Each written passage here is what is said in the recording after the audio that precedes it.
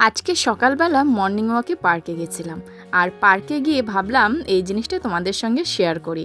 প্রথমেই দেখতে পাচ্ছ একটা বিশাল বড় বাতাবি লেবুর গাছ, যেখানে প্রত্যেক বছর কিন্তু এই ধরনের বাতাবি লেবু হয়ে থাকে, মানে বেশ বড় বড় হয়। এখানে কিন্তু সার ওষুধ কিছুই পায় না গাছটা, কিন্তু ফল একদম গাছ ভর্তি হয়ে থাকে। আর এগুলো পাকলে এত মিষ্টি হয় যে বলার কথা নয়। তারপরে দেখতে পেলাম এই যে আমার খাজানা বলতে পারো, এ তো থালকুনি পাতা চারিদিকে ভর্তি রয়েছে। তো যেটা আমি খুঁজছিলাম সেটা কিন্তু এতদিন পর পেলাম। থালকুনি পাতা বাটা আমার ভীষণ ভালো লাগে, আর থালকুনি পাতা ভীষণ উপকারী, সেটা আমরা সবাই জানি।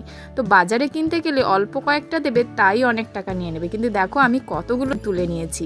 আজকে কিন্তু এই বাটা দিয়ে আমি জমিয়ে ভাত খেয়ে নেবো। এইটা হলে আমার একতলা ভাত খাওয়া হয়ে যায়। তোমাদের কাদের কাদের থালকুনি পাতা খেতে ভালো লাগে অবশ্যই কমেন্টে জানিও। দেখা হচ্ছে আবার নতুন কোনো ভিডিওতে। ততদিন সবাই ভালো থেকো, সুস্থ থেকো। ধন্যবাদ।